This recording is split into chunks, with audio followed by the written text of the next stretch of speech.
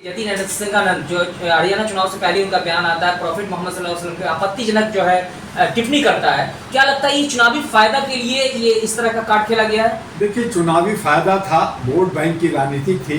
BJP ये मान के चल रही है शुरू से, आरएसएस मान के चल रही है शुरू से कि मुझे मुसलमानों का वोट नहीं चाहिए, मुसलमानों को मुझे लीडर नहीं बनाना, मुसलमानों को मुझे कैंडिडेट नहीं बनाना। वो तो कश्मीर में एक जो है मजबूरी थी कि जहां 98% मुसलमान है, वो दूसरा था ही नहीं, किसको कैंडिडेट बनाते, उन्हीं को बनाया। लेकिन उन्होंने बलि का बकरा बने, उन लोगों को एक बनाया गया कि मुसलमान। लेकिन आज आपके चैनल से मैं जरूर कहूँगा कि आज जो मुसलमान, जो ओबीसी, पाशमानदा और अन्य चीज़ों में बटे हैं और बटने का फायदा है कि वो फायदा उठा रहे हैं। आज जरूरत है कि मुसलमानों को भी लामबंद हो जाए। और जो ओबीसी हैं, जो क्षुद्र कहते हैं, तो कभी ओबीसी कहते हैं, कभी क्षुद्र कहते हैं और कभी कहते हैं कि मुझे हिंदू राज चाहिए। तो भैया ये तय कर लो कि तुम्हें हिंदू राज चाहिए, तुम्हें ओबीसी का राज चाहिए, या मूल निवासी का चाहिए, या तुम्हारा जो है दलित शोषित का जो 85-90% है उनका हिस्सा चाहिए। तो इनको ये तय नहीं है कि कौन सा क्या चाहिए।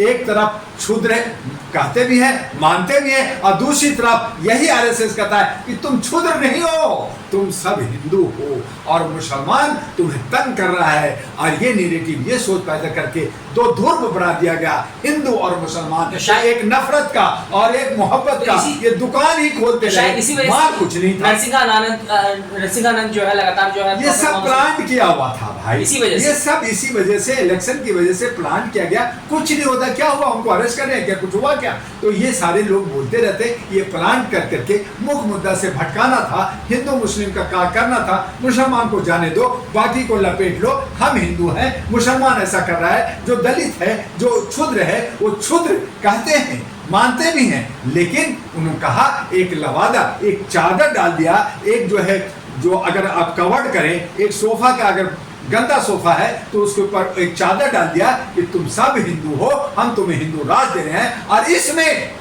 ओबीसी, क्षुद्र, दलित और मूल निवासी खुश हो रहे हैं कि मुझे तो हिंदू राष्ट्र मिल रहा है, मुझे हिंदू कहा जा रहा है। और आपस में जब जंतर मंतर होता है, जब रामलीला ग्राउंड होता है, जब कहीं फंक्शन होता है, तो कहते हैं मैं दलित हूँ, मैं ओबीसी हूँ, मैं अल्पसंख्यक हूँ, मैं फलना हूँ, ये झंडा लेकर के चलते हैं। तो इस तरह से जब बटेंगे तो ठीक है। मुद्दे से भटक रहे हैं, कार्रवाई क्यों नहीं हो रही है?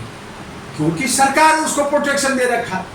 सरकार जिसको प्रोटेक्शन देगी, जो सरकार जो कार्रवाई तो इलेक्शन कमीशन पे ही होना चाहिए सबसे पहले, उसके बाद में कर्नल रावत पे होना चाहिए। आप जो है ये सब साधु महात्मा सबका सब पे होना चाहिए। लेकिन जब सरकार उसकी है और उसी की गठबंधन है, उसी के साथ चल रहा है, और राम रहीम को भी पैरोल पे छोड़ करके इलेक्शन के वक्त में प्रचार के लिए इस्तेमाल किया जाता है, तो आप कमाल की बात करते हैं कि उसमें एक्शन क्यों ना हुआ? अरे एक्शन लेगा तो कौन लेगा? सरकार, तो सरकार उसकी है, साथ सत्ता उसको दिला रहा, फायदा उसको रहा। अरे ये धन्य मानिए कि उनको जो है आसाराम बापू को नहीं छोड़ा, नहीं तो ये आसाराम बापू को भी जमानत पे छोड़ देते, जाओ प्रचार करो। लेकिन उन्होंने देखा मुझे ज्यादा बदनामी हो गए, नहीं तो आसाराम बापू को भी छोड़ने की तैयारियां थी।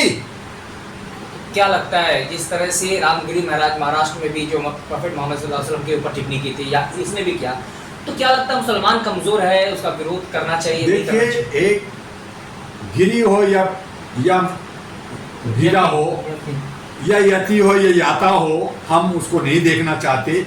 जो किसी धर्म पे कटाक्ष करता है, किसी की पैगंबर और किसी के भगवान पे उस पे उंगली उठाता है, ये हमारे संविधान नहीं कहता, ये हमारा यूनिवर्सल डिक्लेरेशन नहीं कहता। सबका समान और मान होनी चाहिए, वो जैसा भी कर रहा। लेकिन मुसलमान जो बटा हुआ है, जो कटा हुआ है, और वो कहता है कि ये कुछ मुसलमान कह रहे नहीं बीजेपी मेरा है, और कुछ लोग ये कहता है। तो जब बटे रहोगे तो तुम जो है, आप मोहम्मद साहब का हो या अल्लाह का हो, तुम ये सारी बेइज्जती खुद झेलोगे, क्योंकि तुम बटे हो, तुम एका नहीं हो। और यही वजह है कि मुट्ठी भर इजराइल, फिलिस्तीन को और ईरान को और जो है वहाँ का टर्की को, जॉर्डन को, कुवैत को, इराक को नचा रखा है, और आप में एका नहीं है। आप कहते हो 159 कंट्री मैं हूं। अरे तुम में ताकत होनी चाहिए, एका होनी चाहिए, समझ होनी चाहिए। अगर समझ ही नहीं है तो आज क्या होगा? आज बिगड़ता जा रहा है माहौल। आज मुसलमान का एक खून का प्यासा हो गया है, वो अकेला अलग अलग जो है बटे हुए हैं। आज जरूरत आन पड़ी है उनको एक लामबंद करने के लिए। और मैंने कहा कि जितने भी ओबीसी लोग हैं, जितने भी दलित शोषित हैं, जितने भी मूल निवासी हैं, जो अपने को पिछड़ा कहते हैं, वो सब एनपी के साथ आइए, आपको हक और अधिकार और समानता और भागीदारी मिले। अगर आपकी सरकार बनती है तो जो गाजियाबाद की दासना मंदिर के जो है पुजारी यति नरसिंह उस पर कार्रवाई करेंगे?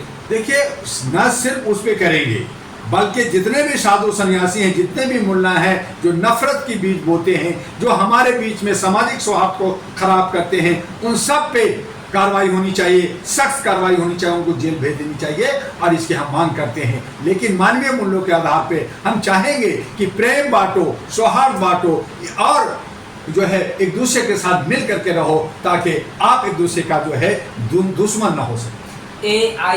एमआईएम नेता इम्तियाज जलील ने बहुत बड़ा जुलूस निकाला था, बहुत बड़ा काफिला निकाला था रामगिरी महाराज के खिलाफ, लेकिन कहीं न कहीं उसके बाद भी कार्रवाई नहीं होती है। सही कहा जर्नलिस्ट, रामगिरी के खिलाफ जो है मुंबई में बहुत बड़ा जुलूस निकाला गया, लेकिन वो सब प्लांटेड और राजनीतिक से ओतप्रोत था, वोट की राजनीति थी, वोट लेने के लिए था। आपकी अगर नियत और कथनी और करनी में फर्क होगा।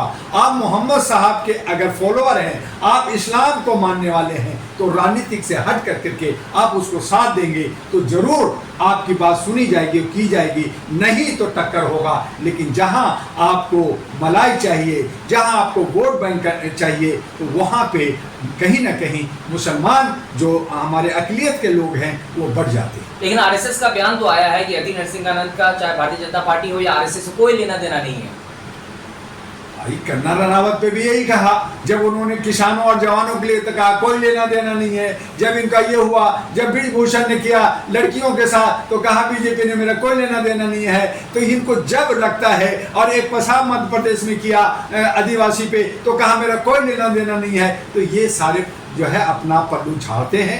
लेकिन सही माने में कहा जाए तो आरएसएस बीजेपी इनको पालते हैं और इनको से इसी तरह से शगुफा बना करके अपना वोट बैंक का अपना जो है मजबूती बनाते हैं। दुआ साहब, आपने देखा होगा मुफ्ती सलमान अजहरी जो एक शेर बोल देते हैं, वो भी इजराइल फलस्तीन के ऊपर था, तो आज भी जेल में है। लेकिन जो लगातार जो है मुसलमानों के खिलाफ, यहाँ तक कि प्रोफेट पैगम्बर मोहम्मद सल्लल्लाहु अलैहि वसल्लम के खिलाफ भी जो जहर टीका टिप्पणी करता है, उसमें कोई कार्रवाई नहीं। अजहरी साहब हों या हमारे मदनी साहब हों, ये सब जो है खानदानी रईस हैं, और ये सब को जो है प्रॉफिट चाहिए, कोई नेतागिरी चाहिए, कभी बीजेपी में, कभी कांग्रेस में, कभी जनता दल में, कभी समाजवादी में, कहीं न कहीं इनको जगह चाहिए। मूर्ख जो समस्या है कि आज जो यतीम मुसलमान है, आज जो कमजोर मुसलमान है, आप उसके लिए क्या किया? आपके पास जो है वक्फ की जमीन है, यतीम के लिए है, लेकिन उस पे नवाब लोग की कब्जा है, नेताओं की कब्जा है, और अगर उसमें मोदी जी उस पे जो है एक्शन लेते हैं तो क्या बुरा कर रहे हैं? करना चाहिए। लेकिन मैंने कहा मोदी जी, आप जो है वक्फ की जमीन पे आप मुसलमानों के हाथ छीनना चाहते हैं, तो जो आपके मठ हैं, जो साधु सन्यासी के पास मंदिर हैं, करोड़ों करोड़ों की जो जमीनें हैं, वो जो बंजर हैं, उन तमाम को भी कब्जा कर करके राष्ट्र हित में काम करना चाहिए, जनता के में बांट देना चाहिए। लेकिन नहीं करते। आप जो है ब्लैक मनी लाने की बात करते हैं, आता भी है, लाते भी हैं, लेकिन आप जो है मीटिंग में खर्च कर देते हैं। क्या वो जनता में बांटा गया? क्या जनता के विकास किया गया? आपने राष्ट्र का विकास नहीं करते, और यही वजह है कि ये सोच के वजह से हम लोग कहते हैं बीजेपी हमें नहीं चाहिए। लेकिन यही सोच बीजेपी के पास है, यही सोच कांग्रेस के पास है, यही सोच अन्य पार्टियों ने बना रखा है, और सब ने मिलकर के हिंदू मुस्लिम नफरत कर करके, बांट कर करके राजनीति कर रहे हैं। जो डिवाइन एंड रूल जो अंग्रेजों ने दिया था कि तोड़ो और शासन करो, यही इसी आधार पे ये शासन करना चाहते हैं। कहा कि अगर हमारा मुल्क को चमन बनानी है, अगर मुल्क को एक गुलिस्ता बनानी है, तो आइए, जनता का पार्टी है, अहरा नेशनल पार्टी एनपी, जो इन्वेलप लेके आ रहा है, इन्वेलप के अंदर खजाना है, और हम शपथ के साथ हम लोग आगे बढ़ रहे हैं। और दिल्ली के अंदर 70 के 70 महिला हम लोग उतारने जा रहे हैं, झारखंड में भी और बिहार में भी हम लड़ने जा रहे हैं। उम्मीद है कि जनता को एक विकल्प मिलेगा और हम आगे बढ़ेंगे। जो नफरत की बीज बोएगा उस पर कार्रवाई करेंगे, जो नफरत की बीज बोएगा, जो हमारे देश को लूटा है, हम उसको लूटेंगे। काला धन जितना जमा किया है उन सब को लाएंगे और जनता के बीच में बांटेंगे। और इतना पैसा है कि अगर वो पैसा सब आ जाए तो हमें जनता को 10 साल तक टैक्स देने की जरूरत नहीं पड़ेगी। धन्यवाद सर।